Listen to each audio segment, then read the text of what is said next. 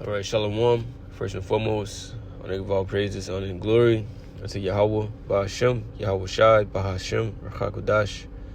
Double honors unto the apostles and the elders of Great Millstone. Peace and salutations to the Akim and to the elect that are scattered across the four corners of this earth within the truth and faith and in all sincerity. I'm the brother Shamala from the GMS Houston camp. This lesson is going to be entitled, something along the lines of, Gentiles, the Diaspora. And this is going into the Israelites, all right, which are the Negroes, Latinos, and Native Americans, that were basically scattered all over the earth, all right? And we were scattered back then, and we are scattered today even more, all right? But we have people always talk about the topic, of the Gentiles and how salvation is for the Gentiles and salvation is for everybody. But it just, they're getting things mixed up, and they don't know how to tell the difference between the two Gentiles, right, in the scriptures. Because you have the non-Israelites, right, Gentiles. Then you have the Gentiles that are of the Israelites, that are basically lost their heritage and was living like these different nations and taking on their customs, which we call the Israelite foreigners. And people can't tell the difference between the two because they don't know the history. Okay, you got to know the history to understand these scriptures, all right, or to understand the mystery. History will tell you why Israelites were called Gentiles, or were called Greeks, or were called these titles or these names of these different nations. All right, the history will give you an understanding of that. Okay. Well, I'm going to touch, on the Gentile topic, all right, with a few scriptures. Wouldn't be nothing, all right, too long and in depth, all right, but this will get the point across, all right. This is James 1:1. It says, James, a servant of the Most High and of the Lord Yahweh Shai, HaMashiach, to the 12 tribes which are scattered abroad. Greeting. All right, so this is James writing a letter to the 12 tribes, which he says is what? Scattered abroad. All right? And when you go into this word scattered, you see this Greek word is diaspora or diaspora, right? Let's see.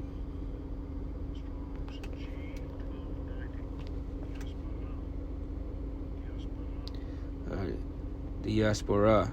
All right, and it says dispersion. It says the converted Israelite resident in Gentile countries. All right, it says a scattering, a dispersion of Israelites dispersed among foreign nations. So that's what it meant. All right, so Israelites that are scattered amongst these different nations.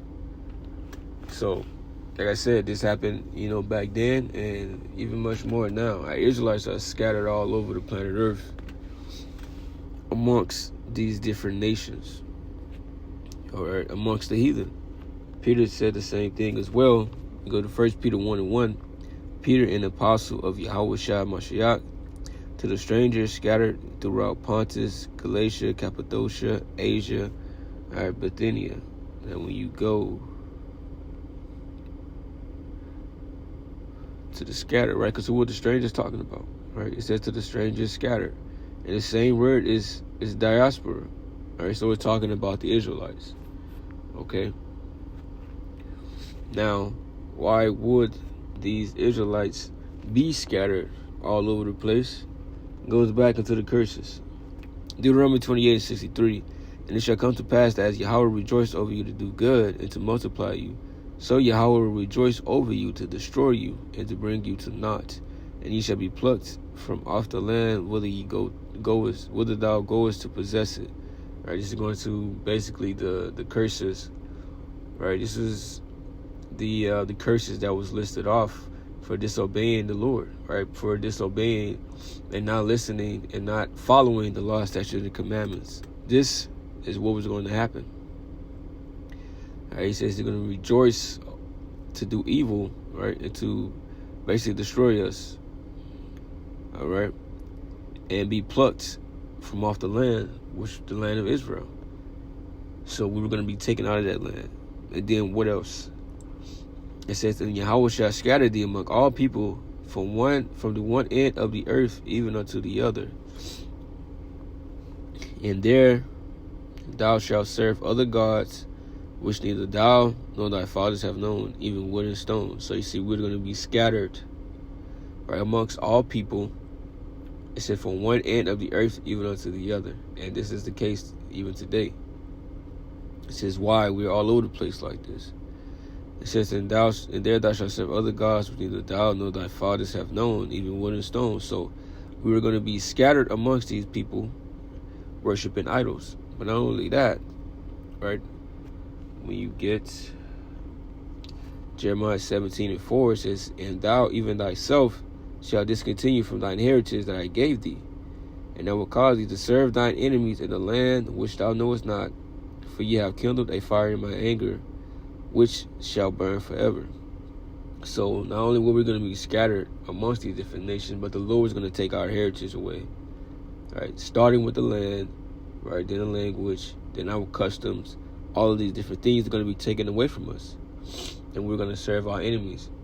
So if we didn't have our customs, if we didn't have our heritage, right, what do you think was going to happen? Our people was going to start following the ways of the heathen round about them. And, this always happened, unto our people, of them clinging to different nations. When you go to Psalms 106:34, they did not destroy the nations concerning whom Yahweh commanded them, but were mingled among the heathen and learned their works. And they served their idols, which were a snare unto them. Yea, they sacrificed their sons and their daughters unto devils. It says, and shed innocent blood, even the blood of their sons and their daughters, whom they sacrificed unto the idols of Canaan, and the land was polluted with blood. It says, thus were they defiled with their own works, and went a-whoring with their own inventions. Okay? It says, therefore was the wrath of Yahweh kindled against his people, insomuch he abhorred his own inheritance. And he gave them into the hand of the heathen, and they that hated them ruled over them. Okay, so you see that the Israelites would mingle themselves amongst the heathen and learn their works and do their practices. Things like worshiping other gods, worshiping the idols, right? And worshiping these gods came with a particular lifestyle. So the lifestyle was what? It led off a couple of things: sacrificing their sons and their daughters. All right. These are the things that happen. All right. So let's go back. Let's go to Tobit 13:3. It says, confess him before the Gentiles, ye children of Israel, for he has scattered us among them. So you see, we were scattered amongst the Gentiles. All right. And we learned of their works. We start following their gods. Right. Like I said, it happened back then, it happened today. Right. Most of our people are what? They claim to be African Americans. They claim to be Christians. Whatever thing they're clinging onto outside of being Israelites. All right. This is all part of the scriptures, part of prophecy. Okay. Now, let's get Acts 2:5. It says, and there were dwelling at Jerusalem Jews, devout men, out of every nation under heaven.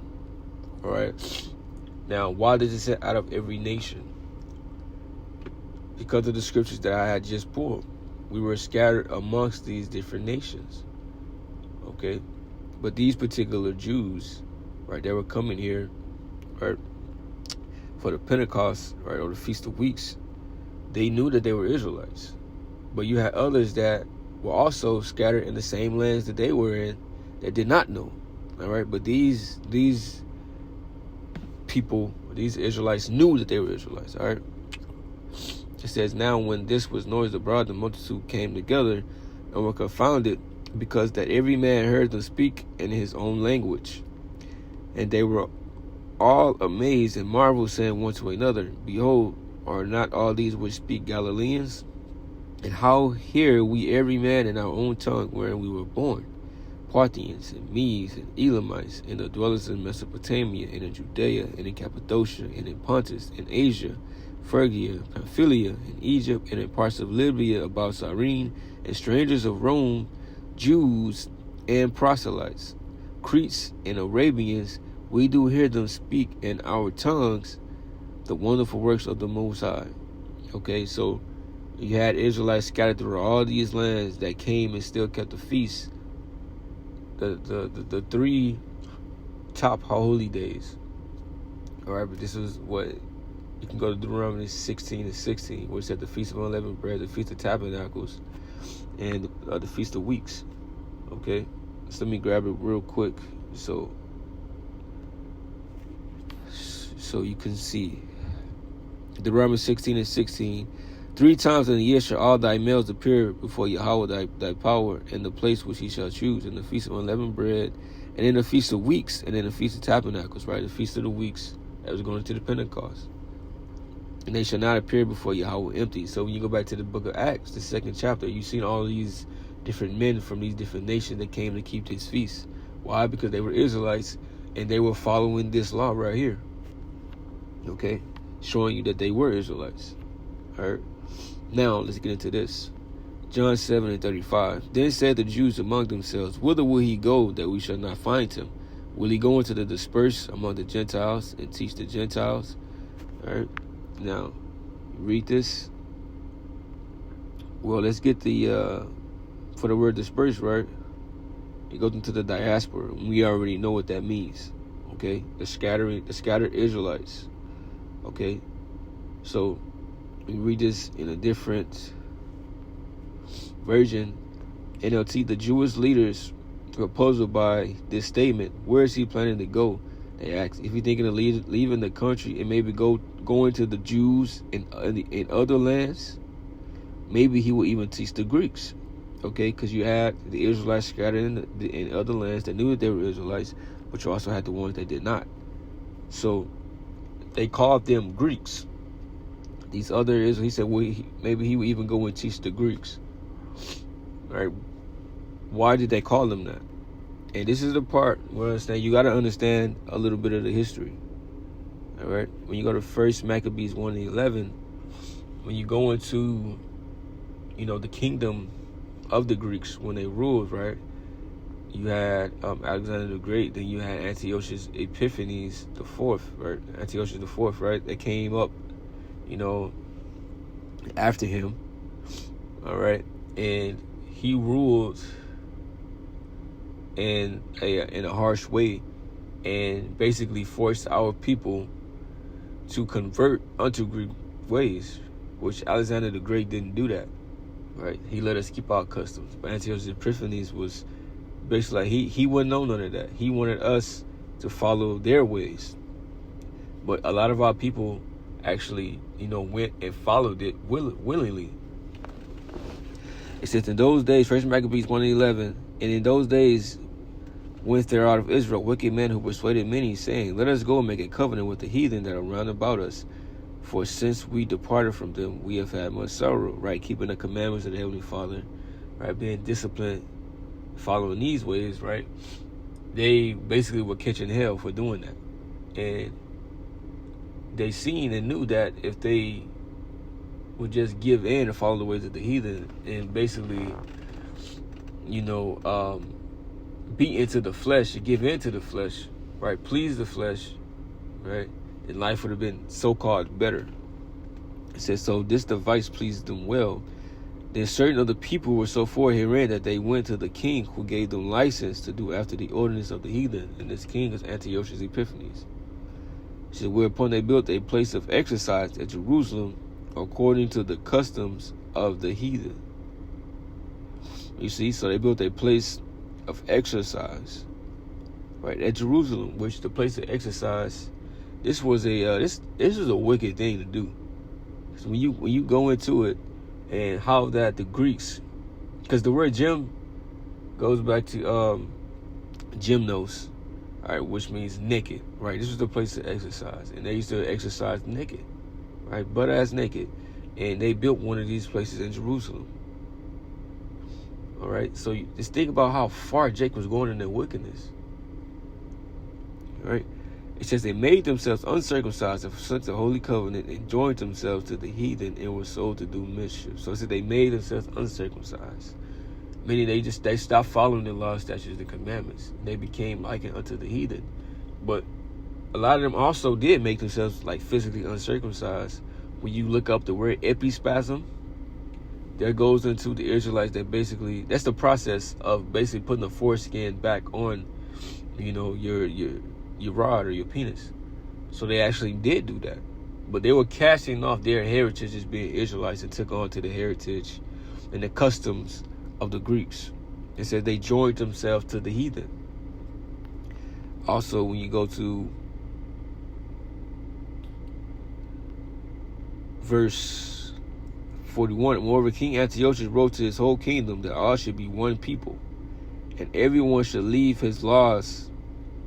So all the heathen agreed according to the commandment of the king.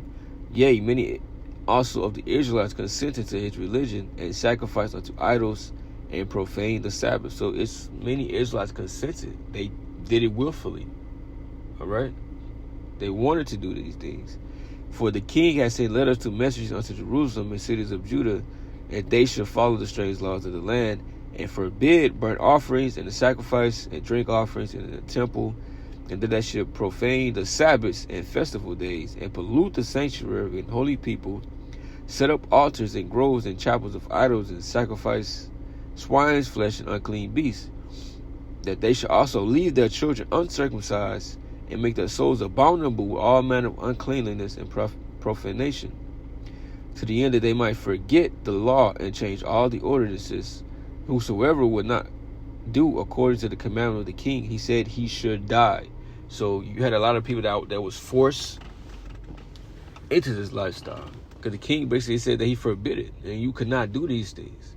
The things that made us Israelites, the things that we had to follow, the law, statutes, and commandments, right? We couldn't do these things, right? Or the king would kill us. But you had some that died, right, for the ways, of Yahweh Bashem Yahushua, for the law, statutes, and commandments, right? That died for our heritage, okay? So this is part of the history of the things that were going on back then. 2 Maccabees 6:1. Not long after this, the king sent an old man of Athens to compel the Jews to depart from the laws of their fathers, and not to live after the laws of the Most High, and to pollute also the temple in Jerusalem, and to call it the temple of Jupiter Olympius, and that in garrison of Jupiter the defender of strangers, as they did desire that dwelt in this place. All right, so it says he wanted to compel them to depart from the laws, right? And also they were involving the temple with idol worship. It says the coming in of this mischief was sore and grievous to the people, for the temple was filled with riot and reveling by the Gentiles, who dallied with harlots and had to do with women within the circuit of the holy places, and besides that brought in things that were not lawful. The altar also was filled with profane things which the law forbiddeth. Neither was it lawful for a man to keep the Sabbath days or ancient fasts, or to profess himself at all to be a Jew. So it wasn't lawful for you to be an Israelite. This was outlawed, right, when the Greeks ruled, right, during the time of Antiochus Epiphanes. So if you're living in a society where being who you are is outlawed, right, and they were killing off the ones who were dying for their heritage, but majority of people consented, like, what do you think was going to happen? What do you think was going to happen to their kids and to their children?